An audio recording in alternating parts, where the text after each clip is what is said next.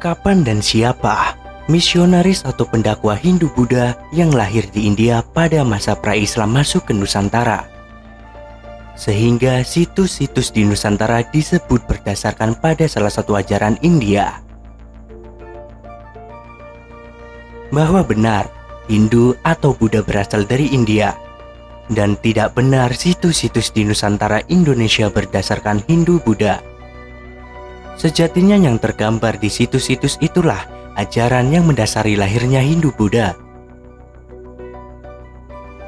Vana Cakapala kini terpublikasi bernama Borobudur.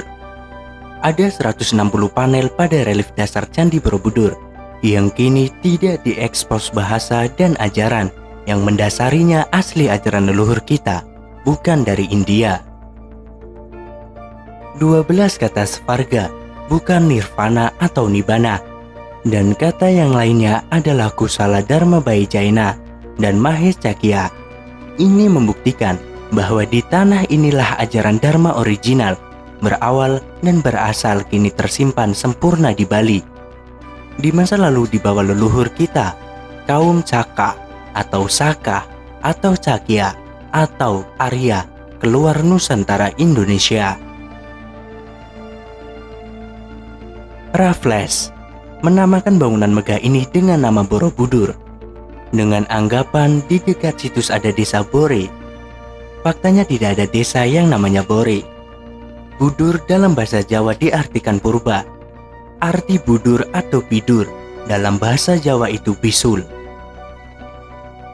Johannes Casparis, filolog Belanda, menuliskan dalam disertainya 1954 memperkirakan pembangunannya sekitar tahun 824 Masehi. Hal ini perkiraan, bukan hasil kesimpulan berdasarkan penelitian ilmiah akademis. Kitab-kitab yang katanya mendasari desain rancang bangunan ini adalah Silpa Sastra dan Vastu Sastra dari India. Faktanya, semua kitab-kitab itu baru ada pada abad ke-5 Masehi. Bangunan megah ini sudah ada sebelumnya. Relief dasar yang tidak diekspos terpublikasikan dengan penamaan Karma Wibangga. Hal ini menggunakan tafsir dari naskah Mahakarma Wibangga, namun tidak sepenuhnya mengikuti naskah itu. Borobudur terpublikasi berdasar Mahayana India. Benarkah demikian? Para peziarah Tiongkok dari Fahien 399 sampai 414 Masehi, sampai Ising 671 sampai 695 Masehi datang ke Nusantara terdahulu untuk belajar, bukan membawa Buddhisme dari negaranya yang disebarkan ke sini. Dan Palembang bukan pusat Buddhisme di masa lalu. Jangan salah kaprah apalagi ikut mempublikasikannya.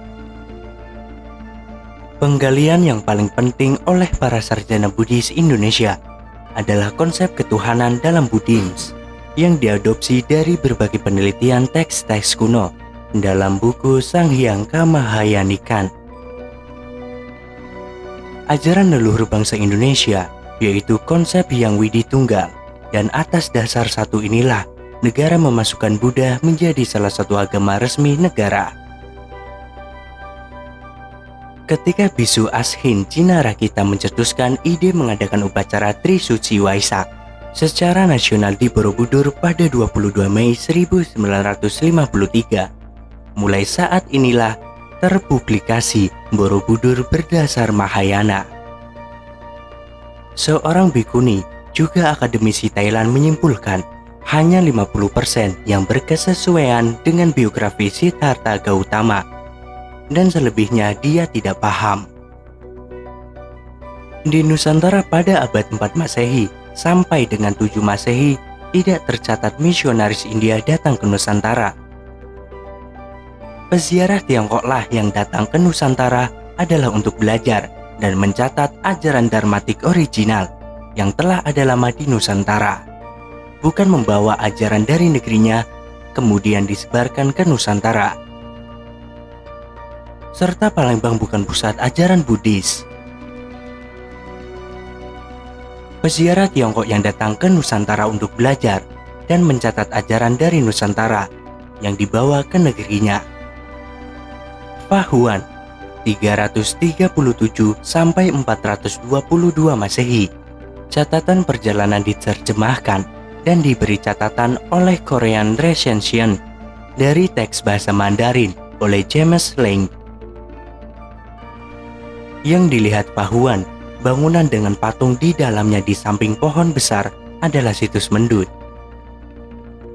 Pada tahun 399 sampai 414 Masehi, Pahuan dalam perjalanan di Suwarnadwipa mencatat, mengikuti sungai Ponai adalah sungai Panai Kampar, di tempat di mana para pelajar pernah tinggal di situ dan melakukan gerakan berjalan memutar mengelilingi tope atau stupa. Juga ada 4 guru yang duduk di 4 sudut. Di tempat inilah menara telah didirikan. Di Suwarnadwipa Nusantara pada masa yang lebih tua lagi, jauh sebelum zaman Veda, 6500 sebelum Masehi telah ada ajaran yang dianut, yaitu Dharma, ajaran asli Nusantara kaum Saka nenek moyang kita. Disinilah sumber awal ajaran Dharmatik original. Kemudian pada era setelahnya tercatat para tokoh pelopornya. Pusat peradaban maju sebelum 78 Masehi yang membangun situs-situs di Nusantara juga di Nandala di Binar, India. Di kemudian hari bernama Sriwijaya dengan tokohnya Sailendra. Hinduisme adalah peleburan atau sintesis dari berbagai tradisi dan kebudayaan di India. Sintesis muncul sekitar 500 sampai 200 sebelum Masehi di India dengan pangkal yang beragam dan tanpa tokoh pendiri tumbuh berdampingan dengan Buddhisme hingga abad ke-8. Akhir abad ke-18, Hindu menjadi istilah padana bagi orang India yang bukan Muslim, bukan Sikh, bukan Jaina, bukan Kristen, bukan Buddha, mencakup berbagai penganut dan pelaksana kepercayaan tradisional yang berbeda-beda. Artinya istilah Hindu itu sebagai anatonim terhadap keyakinan lain. Kemudian kata Hindu dengan tambahnya ajaran Isme ditambahkan sekitar tahun 1830-an untuk merujuk pada kebudayaan dan agama. Istilah tersebut diterima oleh orang India sendiri dalam hal membangun jati diri bangsa untuk menentang kolonialisme. Hindu sebagai tempat berhimpunnya aneka tradisi yang koheren dan independen, didukung oleh Sankritisasi abad ke-19 di bawah dominasi kolonialisme. Mulai saat itulah istilah Hinduisme dipakai secara luas. Singkatnya, di India sebelum abad ke-9 Masehi, lahir satu ajaran formal bernama diakui di India juga untuk membedakan bukan dua agama yang lahir abad ke-5 sebelum Masehi. Pangkal dari Hinduisme adalah Brahmanisme, ajaran Weda kuno atau berbasis Vedik yang dibawa kaum Saka atau Cakya atau Caka atau Aryan. Artinya pemahaman ini dibawa oleh pendatang bangsa asli India bernama Dravida. Asal-usul agama di India dimulai masuknya bangsa Arya yang membawa perubahan yang sangat besar dalam tata kehidupan masyarakat India sejak 3102 sebelum Masehi sampai 1300 sebelum Masehi.